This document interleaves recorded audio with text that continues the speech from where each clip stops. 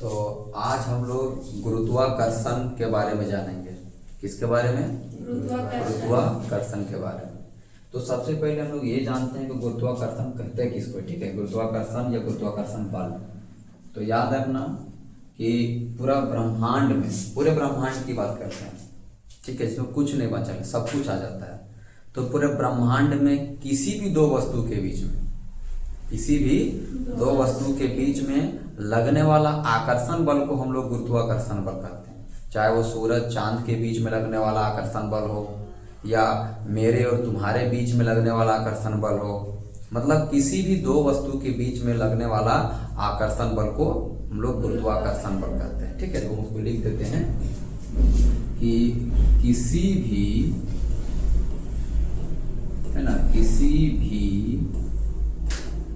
दो वस्तुओं के बीच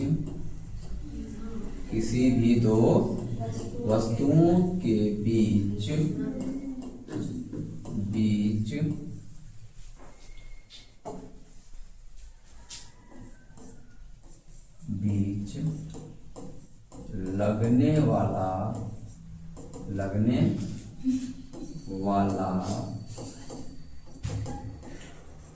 आकर्षण बल को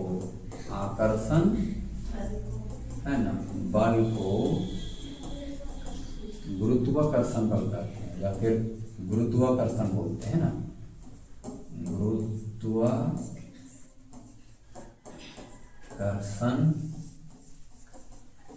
बल कहते हैं।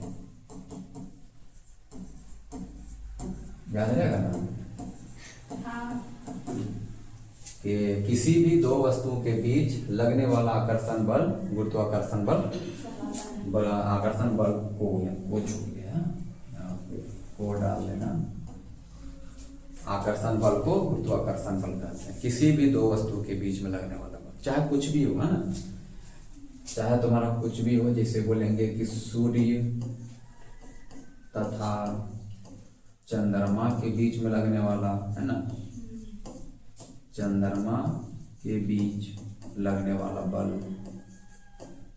के बीच लगने वाला बल, है ना, ये क्या कहलाएगा? गुरुत्वाकर्षण बल कहलाएगा। इसका मतलब हर दो वस्तु के बीच में लगता है कि बल, जिसको हम लोग कहते हैं गुरुत्वाकर्षण बल। जैसे पृथ्वी और हम, तो पृथ्वी और मेरे के बीच में भी लग रहा है गुरुत्वाकर्षण बल। ठीक है, जैसे हम लोग कोई भी चीज को फेंकते हैं तो देखना वो पृथ्वी की तरफ ही गिरता है। इसका मतलब है कि उस वस्तु को पृथ्वी क्या कर रहा है? अपनी ओर खींचता है। इसीलिए पेड़ से देखना, जब कोई फल गिरता है तो किधर गिरता है? नीचे जमीन में गिरता है, मतलब नीचे की तरफ गिर रहा है। तो फल समझो तो एक वस्तु हो गया, पृथ्वी हमारा दूसरा वस्तु हो गया। तो जब पृथ्वी हमारे दूसरे वस्तु को खींचता है, इसका मतलब कि पृथ्वी का भी अपना एक आकर्षण बल है। यानी पृथ्वी अगर किसी चीज को खींचेगा तो फिर हम लोग उसको क्या बोलेंगे? पृथ्वी का आकर्षण बल। किसका?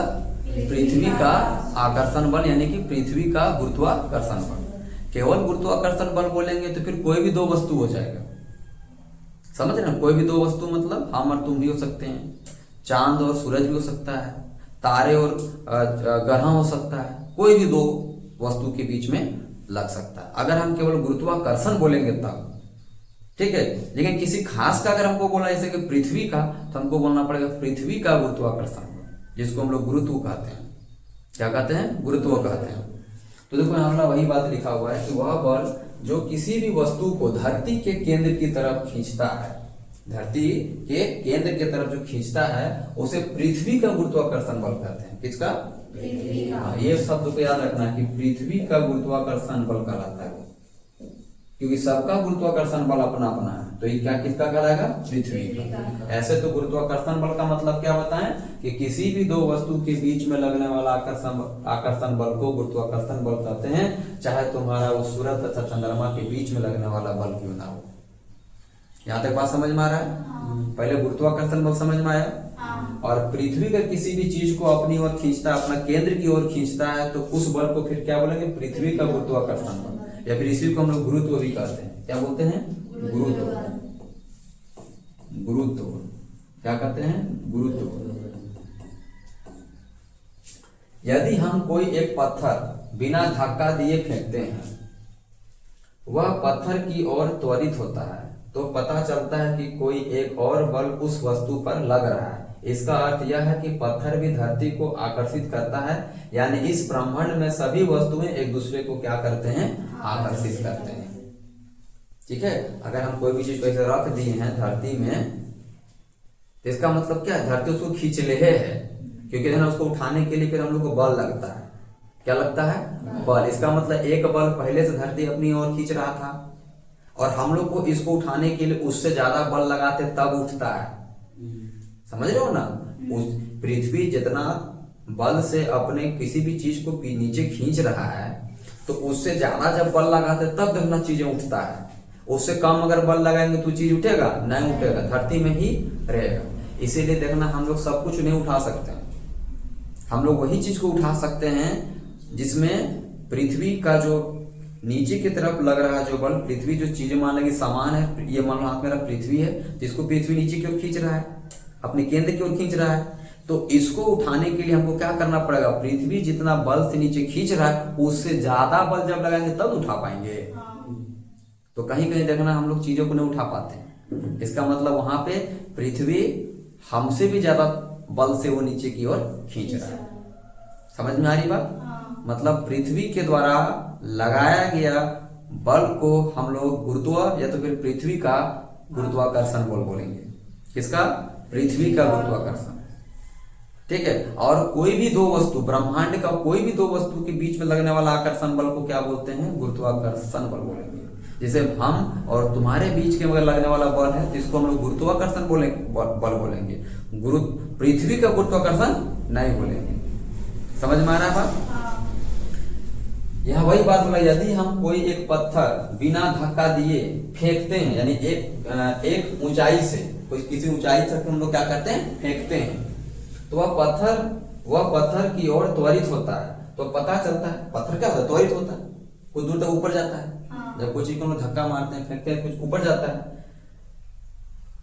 तो बोलता है कोई एक बल उस पत्थर पर लग रहा होता है, जिसका अर्थ यह है कि पत्थर भी धरती को आकर्षित करता है। पत्थर भी तो धरती को आकर्षित कर रहा है। अगर हम तुमको खींचेंगे तो तुम भी हमको खींच रहा है ना, हम तुमको खींच रहे हैं मतलब तुम भी हमको खींच रहा है। तो यानी इस ब्रह्मांड में सभी वस्तुएं एक दूसरे को क्या करती हैं, आकर्षित करती हैं, एक दूसरे को खींचती हैं।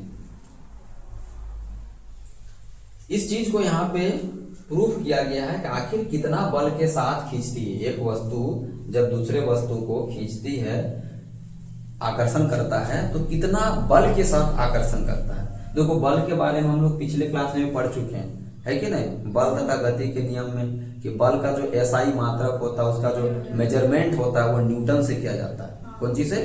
न्यूटन से। और हम ये भी बताए थे कि जो बल होता है, बल वो दो चीजों का गुणनफल होता है। पता है ना बल किसका किसका गुणनफल होता है? दो चीजों, क्या किया, द्रव्यमान तथा त्वरण, द्रव्यमान तथा है ना त्वरण। द्रव्यमान को हम लोग m से दर्शाते हैं और इसको a से, और बल को F से, यानी F बराबर क्या हो जाता है, सूत्र m इंटू a। और बताए थे कि द्रव्यमान को kg से नापते हैं और त्वरण को मीटर प्रति सेकंड स्क्वायर से, और यही लोग पूरा बन जाता है kg मीटर प्रति सेकंड स्क्वायर, और इसी को हम लोग पूरा एक शब्द में बोल देते हैं न्यूटन। इसी को पूरे को एक शब्द में क्या बोल देते हैं, न्यूटन। ठीक ना। तो हम लोग जानते हैं कि बल का जो एसआई मात्रक होता है वो क्या होता है, न्यूटन होता है। बल का एसआई मात्रक क्या होता है, तो याद रखना कि बल का एसआई मात्रक न्यूटन होता है। तो यहाँ हम लोग बात करने वाले हैं कि आखिर जब दो वस्तु हम लोग लेंगे, जैसे एक वस्तु ये वाला दिख रहा है, एक वस्तु ये दिख रहा है, मान लो इसका जो द्रव्यमान है हम लोग उसको मान लेते हैं बड़ा है। क्या मान लें, इसका द्रव्यमान बड़ा है, और इस छोटका वाला का द्रव्यमान मान लेते हैं छोटा है। ये जो वस्तु है उसका नाम दिया गया है ए, और ये वस्तु है जिसका नाम दिया गया है बी। अब इसके केंद्र से और इसके केंद्र के बीच में जो लगने वाला आकर्षण बल है उसका नाम लोग जान रखा गुरुत्वाकर्षण बल देंगे, है कि नहीं। दो वस्तु के बीच में लगने वाला बल को क्या नाम देते हैं, गुरुत्वाकर्षण बल देते हैं। और इन दोनों के बीच का जो दूरी है ना केंद्र से, उसको डी नाम दिया गया है। क्या नाम दिया गया है? डी। तो इन दोनों के बीच में जो लगने वाला बल होगा, देखो एक सूत्र होता है एफ, सूत्र क्या होता है? एफ बराबर, ये होता है बड़ा जी, यहाँ होता है तुम्हारा बड़ा एम, ये छोटा एम बटा होता है डी का स्क्वायर। ये जो सूत्र होता है वो बताता है कि किसी भी दो वस्तु के बीच में लगने वाला बल को, ठीक है, किसी भी दो वस्तु के बीच में लगने वाला बल को ये सूत्र बताता है, जिसमें हम लोग ये लिखे हैं कि F जो होता है वो बड़ा जी बड़ा M इंटू एम बटा डी का स्क्वायर, ये बताता है किसी भी दो वस्तु के बीच में लगने वाला बल। हम लोग अपने बीच में भी लगने वाला बल निकाल सकते हैं इससे, ठीक है, कि ये वस्तु एक ये वस्तु, दो वस्तु, दोनों के बीच का दूरी को डी, बड़ा वाला वस्तु का द्रव्यमान m, छोटा वाला वस्तु का द्रव्यमान छोटा m, बस क्या किया गया, बड़ा m और छोटा m को एक साथ लिखा गया है, दोनों का बीच का दूरी को d लिखा गया, साथ में स्क्वायर लगाया गया और साथ में एक बड़ा सा g लगाया गया। ये बड़ा जी का मतलब हम लोग समझेंगे, पहले यहाँ समझते हैं कि गुरुत्वाकर्षण का सार्वत्रिक नियम, तो यही वाला सार्वत्रिक नियम है ना। तो इसके हम लोग इसके बारे में हम लोग जानते हैं, थोड़ा सा पढ़ते हैं क्या लिखा है भाई, गुरुत्वाकर्षण का सार्वत्रिक नियम का मतलब क्या निकलता है, इसको जानते हैं पहले, फिर हम लोग इस जी का मतलब भी जानेंगे। न्यूटन के गुरुत्वाकर्षण के नियम के अनुसार, क्योंकि ये तो न्यूटन ही दिया था, ये जो नियम कौन दिया था? न्यूटन दिया था। उसका कहना है कि दो पिंडों मतलब दो वस्तुओं, तो दो वस्तुओं के बीच गुरुत्वाकर्षण बल उसके द्रव्यमान का गुणनफल होता है। देखो द्रव्यमान को ही गुना किया गया है, किसका गुणनफल होता है? तो द्रव्यमान का गुणनफल होता है। इसीलिए देखो यहाँ द्रव्यमान का क्या किया गया? गुना किया गया। द्रव्यमान का गुणनफल का मतलब m गुना m, इसका द्रव्यमान है, इसका द्रव्यमान को गुना किया गया, गुणनफल है, का समानुपाती होता है। और उनके बीच का दूरी का क्या होता है? वर्ग का व्युत्क्रमानुपाती होता है। दूरी, उनके बीच की दूरी मतलब d माने है और वर्ग का मतलब स्क्वायर होता है। या मान लीजिए यदि दो पिंडों का द्रव्यमान हम लोग यहाँ m1 m2 मानेंगे तो फिर यहाँ m1 m2 हो जाएगा। अगर बड़ा m और छोटा m मानेंगे तो यहाँ बड़ा m और छोटा m हो जाएगा। तो फिलहाल हम लोग यहाँ तो बड़ा m और छोटा m माने हुए हैं, है कि नहीं? तो हम लोग यहाँ पे बड़ा m और छोटा m नाम दे देते हैं, जो देना है कोई दिक्कत नहीं, बड़ा m छोटा m दो या फिर m1 m2 दो, उससे कोई मतलब नहीं है, बस ये रिप्रेजेंटेशन है। आप कोई भी नाम दे सकते हो, बड़ा m दे दो, छोटा m दे दो।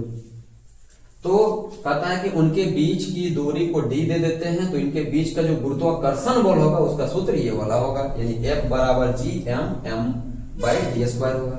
अब ये सूत्र कैसे आता है उसको देख लेते हैं, है ना, ये सूत्र कैसे आता है उसको देख लेते हैं। तो यहाँ जो परिभाषा दिया है इसी परिभाषा का यूज करेंगे कि जो बल होता है, कौन सा बल? गुरुत्वाकर्षण बल। तो जो बल होता है वो द्रव्यमान के गुणनफल होता है। पहला बल किसके गुणनफल होता है? द्रव्यमान के गुणनफल होता है। इसीलिए हम लोग देखो यहाँ क्या लिख रहे हैं कि दो वस्तुओं के बीच उनके द्रव्यमान का क्या होता है? गुणनफल होता है। तो गुणनफल के समानुपाती होता है। क्या होता है? गुणनफल के समानुपाती। इसका क्या मतलब होता है? ध्यान देना, इसका मतलब होता है कि जो F है, ठीक है, और यहाँ एक सिंबल होगा तो इसका मतलब समानुपाती। क्या है? समानुपाती। किसका? तो दोनों के द्रव्यमान के गुणनफल का। यहाँ क्या है? दोनों को गुना किया गया है। क्या क्या? दोनों का गुना किया गया। तो पहला बात यही बोला था, पहला बात ये बोला गया कि जो गुरुत्वाकर्षण बल होता है द्रव्यमान के गुणनफल का क्या होता है? समानुपाती होता है। तीसरे देखो बीच में समानुपाती लगाया गया। क्या लगाया गया? समानुपाती। पहला बात बोला।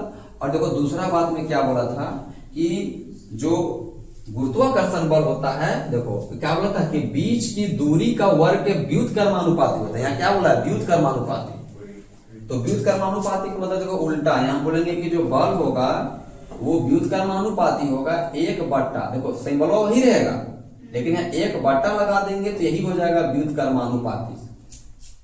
ठीक है, इसका मतलब ध्यान देना, अगर वजन बढ़ेगा ना, यानी दो वस्तु को वजन बढ़ेगा, द्रव्यमान बढ़ेगा तो याद रखना गुरुत्वाकर्षण बल भी बढ़ेगा। यानी अगर एक 10 किलो है वो 25 किलो है, अरे वो फिर 10 की जगह 50 हो गया, अरे 25 वाला 100 हो गया, तो पहले जो बल लग रहा था ना उससे ज्यादा बल लगेगा बाद वाला में। क्या हुआ कि द्रव्यमान बढ़ गया।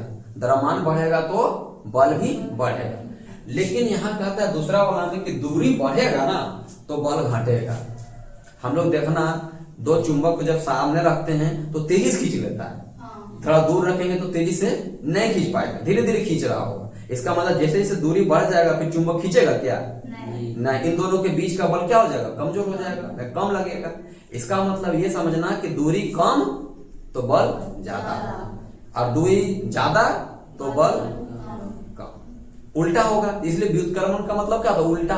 और समानुपाती का मतलब क्या होता है? सीधा सीधा, कि द्रव्यमान बढ़ेगा तो बल भी बढ़ेगा, द्रव्यमान भी बढ़ेगा तो बल भी बढ़ेगा, और द्रव्यमान घटा तो फिर बल भी घट जाएगा। लेकिन दूरी में क्या होता है? उल्टा। दूरी बढ़ेगा बल कम हो जाएगा, दूरी कम होगा बल बढ़ेगा। इसीलिए हम लोग 1/, में लिखते हैं। और ध्यान देना, जब ये दोनों को मिलाते हैं तो यहाँ पहला बात ये लिखे थे कि जो बल होता है वो समानुपाती होता है दोनों का द्रव्यमान से। दूसरा बात को यहाँ लिखे, दो वस्तुओं के बीच बल उसके बीच के दूरी के वर्ग के व्युत्क्रमानुपाती होता है। वही चीज को हम यहाँ लिख दिए दूसरा नंबर में। F जो होगा समानुपाती होगा 1/d², यहाँ लिखा है 1/d²। ठीक है। अभी दो जो समीकरण बना है दोनों को आपस में मिलाएं। कैसे? ऐसे, ये F हो गया, ये सिंबल अपन जगह रहा, यहाँ हम लोग के पास m था, इंटू यहाँ पे क्या हुआ 1/d² हो गया। तो कुल मिला के देखो ये क्या बना, बड़ा M छोटा m, और नीचे से ये बना तेरा d² m है ना, और ये क्या बना F। यहाँ तक यही चीजें को लिखा है। अब देखो क्या हुआ कि जब ये सिंबल हटा ना, ये वाला सिंबल हटा तो इसके जगह बराबर का चिन्ह आया। और जब बराबर का चिन्ह आया इसी के साथ में बड़ा सा जी आया इसी के जगह पे, और ये बड़ा M और छोटा m अपने जगह में है, और ये d² भी अपने जगह। आखिर g क्या है? तो अब यहाँ कहता है कि यहाँ पे g एक अनुपातिक स्थिरांक है। इस अनुपात के बदले इस मान को रखा गया है, और ये मान पृथ्वी में बोलो या ब्रह्मांड में बोलो, सभी वस्तुओं के बीच में ये मान सेम होता है। ये क्या होता है? सबके बीच में ये सेम होता है। तो g एक अनुपातिक स्थिरांक है, और इसे देखो किस नाम से जाना जाता है? इसका नाम भी दिया है, इसको सार्वत्रिक गुरुत्वीय स्थिरांक कहते हैं। इस नाम को भूलेगा नहीं। क्या नाम दिया गया है? सार्वत्रिक गुरुत्वीय स्थिरांक। याद रहेगा ना? क्या क्या बोले?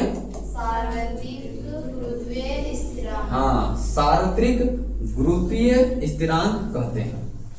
ठीक है। अब इसका देखो मान जो होता है, ये बड़ा जी का मान फिक्स होता है। इस बड़ा जी का देखो वर्तमानी मान अभी 6.673 गुना 10 का पावर -11 है। ठीक है। कितना है? 10 का पावर -11। दिख रहा है नहीं दिख रहा है?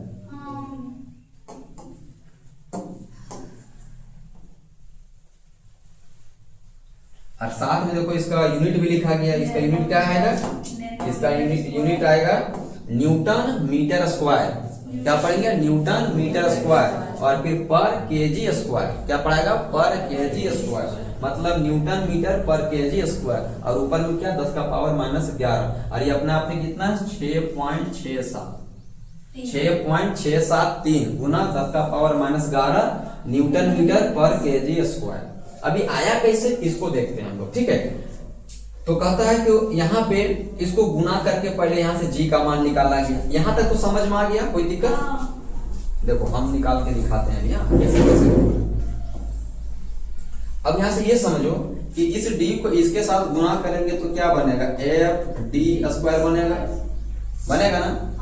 और इधर का जो m गुना में इधर भागा में आएगा, तो यहाँ से क्या बचेगा? बड़ा सा g बचेगा, बड़ा सा g बचेगा। अब इस बड़ा सा g का जो यूनिट होता है, इकाई होता है, कैसे निकला? ध्यान देना। इस F का मतलब क्या हुआ? न्यूटन, क्योंकि लोग जानते हैं बल कैसा ही मात्रक न्यूटन होता है। और दूरी का होता है मीटर। दूरी का क्या होता है? मीटर। तो वो ये मीटर का स्क्वायर बना। और हम लोग जानते हैं ये भी द्रव्यमान है, ये भी द्रव्यमान है, तो द्रव्यमान का क्या होता है? केजी। और ये द्रव्यमान का भी क्या होगा? केजी। अब इसको कैसे पढ़ेंगे? ये हो गया न्यूटन, ये हो गया मीटर स्क्वायर, और केजी मिलके 2 kg बना, यानी केजी का स्क्वायर बना। अब उसको ऊपर लेकर आएंगे, या तो ऐसे लिखो पर, देखो बटा का मतलब पर आया, और केजी का मतलब केजी का स्क्वायर है, तो ऐसे लिखो। या इसी को हम लोग ऐसे भी लिखते हैं न्यूटन मीटर स्क्वायर और फिर केजी लिख कर और -2, क्योंकि नीचे की चीज जब ऊपर जाता है तो माइनस में लग जाता है। तो तुम ये जो निकला है क्या निकला, ये बता रहा है कि जी का यूनिट मतलब जी का इकाई क्या होगा। इसलिए यहाँ लिखा था जी का इकाई न्यूटन मीटर स्क्वायर पर KG square. Newton meter square पर केजी स्क्वायर किसका यूनिट है, किसका इकाई है? तो याद रखना ये जी का इकाई है, जी का इकाई। और जी का मान कितना होता है? तो 6.673 गुना 10⁻⁻11। तो यहाँ लिख भी दिया गया है कि जो F बराबर आता है वो F बराबर जी बराबर क्या आता है? जी बराबर FD स्क्वायर mn आता है। यहाँ बराबर छूटल है, देखो थोड़ा इसको सुधार करते हैं।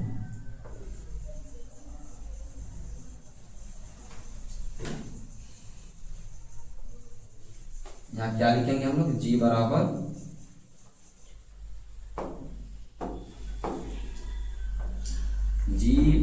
लिखेंगे FD स्क्वायर डिवाइड बटा बड़ा M छोटा है, ठीक ना, बड़ा M और छोटा है। और जी का वर्तमान मान अभी क्या है? इसका 6.673 into 10⁻11 न्यूटन मीटर स्क्वायर पर केजी स्क्वायर। समझ में आ रहा है? हाँ, कोई दिक्कत नहीं इसमें।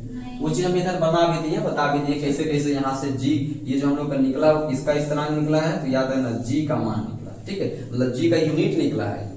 और ये जो रखा गया है यहाँ पे मान 6.673 गुना 10⁻⁻11 न्यूटन मीटर स्क्वायर, तो ये वैल्यू सब में बराबर होता है, यानी हमारे और तुम्हारे बीच में भी इसी जी का मान यही होगा, ठीक है। ये समझो एक प्रकार का जो ब्रह्मांड है पूरा, तो ब्रह्मांड के किसी भी दो वस्तु के बीच में जो स्थिरांक होता है, जो मान होता है, वो इतना ही होता है, ठीक है। इसको लगाएंगे तब हम लोग का पूरी यहाँ पे जी की जगह जब इसको लगाएंगे और इसको गुना करेंगे तब जाके रियल में ये पता चलेगा कि दो वस्तु के बीच में कितना बल लगता है, किसी भी दो वस्तु के बीच में, ठीक है। आगे देखते हैं। अब इसका जो महत्व है किसका, तो गुरुत्वाकर्षण के सार्वत्रिक नियम का क्या महत्व है। तो हम लोग जानते हैं भाई यही बल के कारण ही तो हमें पृथ्वी से बंधे रहने वाला बल यही तो है। हम लोग अपने आप में पृथ्वी से बंधे हुए हैं, यही गुरुत्वाकर्षण बल के कारण ही तो बंधे हुए हैं, क्योंकि हम एक वस्तु हो जाते हैं, पृथ्वी भी वस्तु हो जाता है, और दो वस्तु के बीच में क्या लगता है? आकर्षण बल। इसीलिए हम लोग क्या पृथ्वी से जुड़े हुए रहते हैं, समझ रहे हो। दूसरा कहता है पृथ्वी के चारों ओर चंद्रमा की गति। पृथ्वी देखते हैं, पृथ्वी के चारों तरफ कौन घूमता है? चंद्रमा घूमता है ना। तो पृथ्वी के चारों तरफ चंद्रमा क्यों घूम पा रहा है? उसके घूमने के पीछे किसका बल है? यही वाला दोनों का बल है। तुम कभी भी दो आदमी ऐसे खींचेगा ना तो क्या लगेगा? घर्षण, मतलब घर्षण बोलते हैं, घूर्णन होने लगेगा। जब दो बल आपस में आकर्षण करते हैं तो उससे क्या होता है? घूर्णन पैदा होता है। याद रखना क्या पैदा होता है? घूर्णन। और यही कारण पृथ्वी जो होता है वो क्या कर रहा है? घूम रहा है। पृथ्वी भी घूम रहा है, अपने जगह में भी पृथ्वी घूम रहा है कि नहीं? क्योंकि उसका भी तो सूर्य और चंद्रमा के बीच में बल लग रहा होगा, मतलब सूर्य और पृथ्वी के बीच में बल लग रहा होगा। तो सूर्य के चारों तरफ पृथ्वी का घूमना भी क्या है? गुरुत्वाकर्षण बल के कारण ही घूम रहा है। और पृथ्वी और चंद्रमा के बीच में भी जो घूर्णन हो रहा है, जो आकर्षण बल के कारण ही हो रहा है। समझ में आ रहा है क्या क्या बोले? पहला तो बोल रहे हैं कि पृथ्वी से हम लोग बंधे हुए हैं इसी बल के कारण। पृथ्वी के चारों ओर चंद्रमा की गति हो रहा है इसी बल के कारण, यानी गुरुत्वाकर्षण के बल के कारण। सूर्य के चारों ओर जितने भी ग्रह हैं, खाली पृथ्वी तो नहीं है, बाकी 8 ग्रह टोटल है, वो लोग भी तो सूरज के चारों तरफ चक्कर लगा रहा है। इसका मतलब सूरज भी उनसे क्या कर रहा है? बल लगा रहा है। कौन सा बल? आकर्षण बल, गुरुत्वाकर्षण बल। तो सूर्य के चारों ओर ग्रहों की गति, चंद्रमा तथा सूर्य के कारण ज्वार भाटा है, तो समुद्र में बड़े बड़े ज्वार भाटा भी आता है, तो उसके पीछे का कारण भी गुरुत्वाकर्षण बल ही है। लेकिन किसका गुरुत्वाकर्षण? तो चंद्रमा और सूर्य के बीच का गुरुत्वाकर्षण बल के कारण ही ज्वार भाटा आता है। तो ये 4 पॉइंट तुमको याद रखना है। पहला पॉइंट कि पृथ्वी से हम लोग बंधे रहने वाला बल है गुरुत्वाकर्षण बल। दूसरा, गुरुत्वाकर्षण बल के कारण ही पृथ्वी के चारों ओर चंद्रमा की गति होता है। तीसरा, सूर्य के चारों ओर बाकी सभी ग्रहों की गति होता है। और चौथा, चंद्रमा और सूर्य के गुरुत्वाकर्षण का बल के कारण ज्वार भाटा आता है। ज्वार और भाटा आप लोग जानते होंगे, जब समुद्र में अचानक पानी ऐसे से गोल गोल घूमने लगता है, गड्ढा टाइप हो जाता है, उसको ज्वार कहते हैं। और घूमते घूमते जब ऊपर उठता है तो उसको हम लोग भाटा कहते हैं। एक शब्द में दोनों को हम लोग ज्वार भाटा कहते हैं। याद रहेगा। ये किसके कारण होता है? सूर्य और चंद्रमा के गुरुत्वाकर्षण बल के कारण समुद्र में ये सब आता है, ज्वार भाटा। समझ में आ रहा है? तो आज यहीं तक करते हैं, फिर अगला दिन इसके आगे।